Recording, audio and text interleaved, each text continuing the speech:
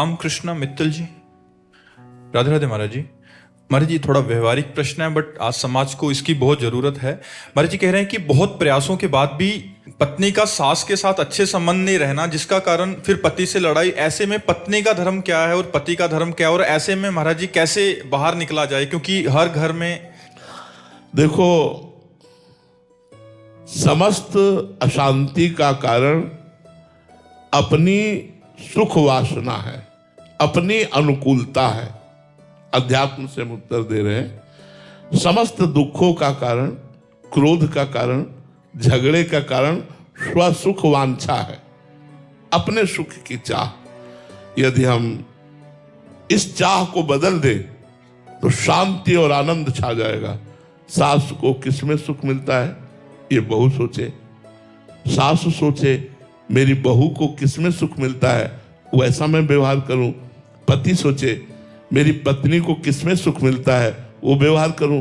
पत्नी सोचे मेरे पति को कैसे सुख मिलेगा, वो व्यवहार करूं। अभी आनंद छा जाए।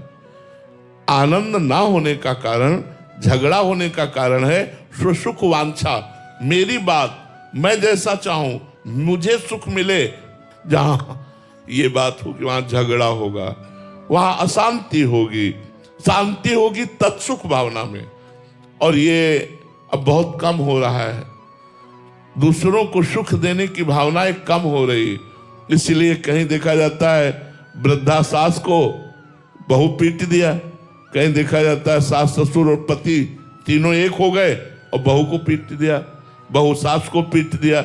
ये सब कहीं देखा जाता है पुत्र जो है अपनी पत्नी की अनुकूलता को लेकर अपने माता पिता का त्याग कर दिया, माता पिता को घर से निकाल दिया।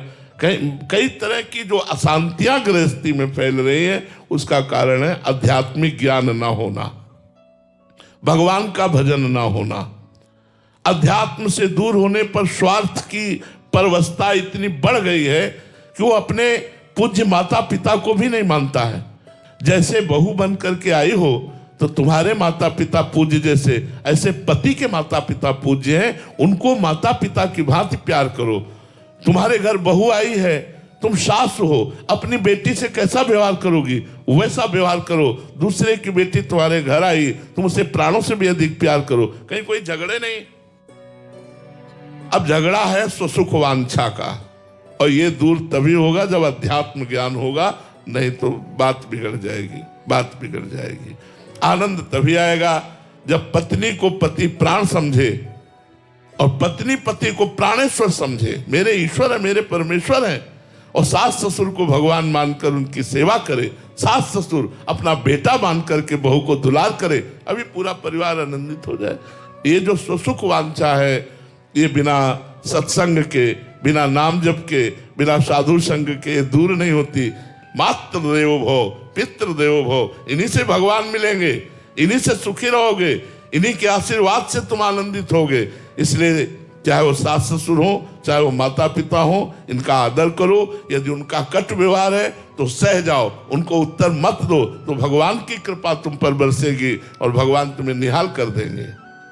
अंजलि जी दिल्ली से, राधे राधे महाराज जी। गुरुदेव, आप कहते हैं कि जब तक भजन सिद्ध ना हो जाए तब तक कोई उपदेश मत करो और अपने भावों को छुपाए रखें। परंतु गुरुदेव, कोई बार बार कुछ पूछे या आपकी बात करता है तो भावुक होके घंटों बातचीत हो जाती है। उपदेश करना और परस्पर चर्चा करना, इसमें अंतर है। मच्चित्ता मदगत प्राणा बोधयंता परस्परम कथयन्ति च माम नित्यम तुष्यन्ति च रमन्ति च। भगवान ने गीता जी में आदेश किया है कि जब हम परस्पर बात करें तो भगवान की बात करें। वो उपदेश नहीं कहेगा। उपदेश है कि हजारों की सभा में बैठ करके और उपदेश करना, प्रश्नोत्तर करना, ये सब उपदेश के अंतर्गत आता है। लेकिन हम चार लोग बैठ करके भक्तजन अपने भगवान की बात कर रहे हैं, चार सखियां बैठकर प्रभु की बात करें, इसे उपदेश नहीं कहते। ये बोधयंता परस्परम, परस्पर भगवान की कथा को कहना, परस्पर भगवान की चर्चा को करना, इसे उपदेश नहीं कहते हैं। इसको उपदेश मत मानो। हाँ, अपने अनुभवों को छुपा के वर्णन किया जाता है। साधक को, जैसे कि हमें भजन से जो सुख मिला, तो उसको हम कहते हैं एक साधक ने अपने गुरु की बात मानी, और ऐसे ऐसे भजन किया तो उसको बड़ा सुखानुभूति मिली। उसने हमसे बताया कि मेरा मन शांत हो गया, मेरा मन। हम किसी एक साधक को खड़ा कर देते हैं, वो साधक हम ही है, पर उसे हम खड़ा कर देते हैं जिससे सामने वाला समझ ना पाए, और हमने भगवान की बात भी कर दी, साधना की बात भी कर दी। तो उपदेश तो ये नहीं कहा जाएगा, परस्पर भगवान की कथा को करना, परस्पर भगवान की चर्चा करना, ये भगवान का आदेश है। इसमें आप बिल्कुल संकुचित मत होइए, खूब चर्चा कीजिए। बोधयंता परस्परम, परस्पर भगवान की चर्चा करना। कथयंत च माम नित्यम तुष्यंत च रमंत च, भगवान की चर्चा करना, उसी के चिंतन में डूब जाना, चर्चा करते करते रोने लगना, यही तो भक्तों का सुख है। हमको इसमें डरना नहीं, इसमें नहीं डरना। हाँ, अब वो सिंहासन में बैठ करके वो उपदेश हो सब, फिर इसमें बड़ा मतलब अहित होने की संभावना है। जब ये सम्मान मिलता है ना भैया, ये बहुत बड़ा जहर है। भगवत प्राप्ति में ये सम्मान जहर है। सम्मानम कलयाति घोर गर्णम नीचा अपमानम सुधा, श्री राधा मुरली धरो बज सके वृंदावन माते। भगवान बचावे इस जहर से। ये जहर चढ़ जाता है, मैं कुछ हूं, मिट्टी में मिल गया परमार्थ उसका। जिसको ये आया मैं कुछ हूं, बस गए आप, मिट्टी में गए। मिट्टी में मिल जाएगा तुम्हारा परमार्थ। परमार्थ तभी चलता है जब मैं कुछ नहीं हूं।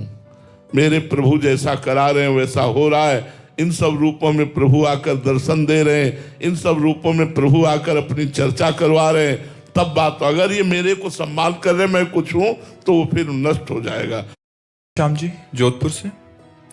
राधे राधे महाराज जी। महाराज जी, हनुमान जी को ज्ञानियों में अग्रगण्य कहा जाता है, परंतु उन्होंने ज्ञान मार्ग ना चुनकर भक्ति मार्ग का अनुसरण क्यों किया? वो ज्ञान स्वरूप का सही जब रंग आता है तो प्रेम होता है, आत्मरति। और सबकी आत्मा राम है, सबकी आत्मा श्याम है, सबकी आत्मा ही तो है। तो सच्चा ज्ञानी तो वही है जो भगवान की सेवा में और भगवान के नाम रूप लीला धाम में गति करता है। जैसे गरुण महाज्ञानी गुण राशि, गरुण जी को क्या कहा गया? महाज्ञानी। केवल भक्त नहीं है। और गरुण जी जैसा भक्त कौन होगा जिनके ऊपर भगवान निरंतर विराजमान रहते हैं। भगवान की सवारी है, भगवत पार्षद हैं गरुण जी महाराज, हर समय भगवान के सेवा में रहते हैं। उनके लिए आया गरुण महाज्ञानी गुण राशि।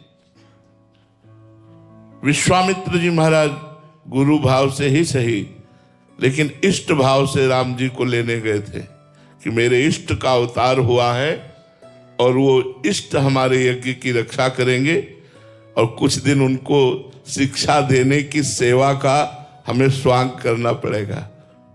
विश्वामित्र महामुनि ज्ञानी कैसे हैं? महाज्ञानी। सनक सनंदन सनातन सनत कुमार चारों ब्रह्म ऋषि कालातीत अवस्था को प्राप्त हैं। हर समय 5 वर्ष की अवस्था में रहते हैं, लेकिन उनके श्रीमुख से क्या निकलता है? हरिः शरणम हरिः शरणम हरिः शरणम। जहां से भी ज्ञान किसी को भी मिला हो, सबके गुरु भगवान शिव हैं। ज्ञानियों के, समस्त चराचर ज्ञानियों के गुरु शिव। वंदे बोधमयम नित्यम गुरुम शंकर रूपिणम। और स्वयं भगवान शंकर भगवान का चरणोदक अपने मस्तक पर धारण किए हैं। गांगम वारि मनोहारि मुरारि चरणच्युतम त्रिपुरारि शिरचारि पापापहारि पुनातुमाम। गंगा जी को नेत्रों से भी रोक सकते थे, इशारे से भी रोक सकते थे, शिव हैं, लेकिन नहीं, छोड़ दी अपनी जटाएं। आओ, भगवान का चरणोदक उन्होंने अपने मस्तक पर जटा कटा संभ्रमम भ्रमम नीलम पर निर्झरी विलो लवी चिवल्लरी विराजमान मूर्धनी। जटा रूपी कड़ाह में भूल गई गंगा जी निकलना, उसी में उलझ गई।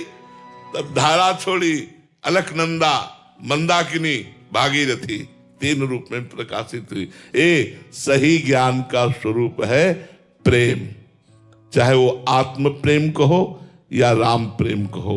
हमारी आत्मा राम है, हमारी आत्मा कृष्ण है, हमारी आत्मा शिव है, तो इसमें संशय कहां?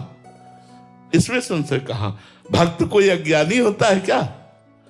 भक्त का ज्ञान तो अमोघ होता है। और भगवान कोई व्यक्ति है क्या? भगवान कोई नानात्व में है क्या? भगवान तो परब्रह्म परमात्मा है। चिदानंदमय देह तुम्हारी, विगत विकार जान अधिकारी। कोई ज्ञानी पुरुष ही जानता है कि ब्रह्म का मूर्तिमान स्वरूप भगवान राम है। जिस समय जनक जी से बड़ा कोई ज्ञानी नहीं है। क्यों? क्योंकि श्री सुखदेव जी जैसे ज्ञानी महापुरुष जनक जी को अपना गुरु माना है। जनक जी महाराज जब भगवान श्री राम के रूप को देखते हैं तो विश्वामित्र जी परम ज्ञान शिरोमणि हैं, उनसे पूछते हैं, इन्हें विलोकत अति अनुरागा, बरबस ब्रह्म सुख ही मन त्यागा। ये क्या हो रहा है? मेरे अंदर कुछ हो रहा है। जनक जी कह रहे मेरे अंदर कुछ हो रहा है, मेरा ब्रह्म सुख छूट गया और राम रूप में अनुराग को प्राप्त हो रहा है। और स्थिति बताते हैं, सहज विराग रूप मन मोरा। कहते मेरा मन ऐसा नहीं है जैसे अपना मन सहज विषयी है, ऐसे उनका सहज मन बैरागी है। और वो कह रहे कि इनकी तरफ ऐसी दृष्टि हो गई जैसे चकोर की चंद्रमा में। क्या वो साक्षात ब्रह्म मूर्तिमान होकर आया है? तो विश्वामित्र जी हाँ कहने वाले थे, राम जी ने देख लिया तो कहा, ये चक्रवर्ती सम्राट अयोध्या नरेश महाराज दशरथ के लाडले राम और लखन है, हमारी यज्ञ रक्षा के लिए आए। कौन ऐसा है जो भगवान के रूप को देख करके अपने और किसी सुख में स्थित रह सके? क्योंकि मूर्तिमान ब्रह्म, मूर्तिमान आत्मा भगवान राम है। तो ऐसा सोचना कि हनुमान जी ज्ञान मार्ग के पथिक क्यों नहीं बने। तो हम तुम्हें से सबसे बड़े ज्ञानी की बात कहते हैं। जो वेदांत दर्शन है उसके गुरु है शंकरम शंकराचार्यम। स्वयं भगवान शंकर ही शंकराचार्य के रूप में, और भगवान शंकर वैष्णवाचार्य हैं। भगवान ही हनुमान जी के रूप में आकर राम जी की आराधना कर रहे हैं। भगवान शिव ही 11वें रुद्र का अवतार हनुमान जी का रूप धारण करके वो सेवा में लगे हैं। अभी ज्ञान का रहस्य समझा नहीं। ज्ञान है अज्ञान का त्याग करने के लिए, ज्ञान है भगवान से प्रेम करने के लिए।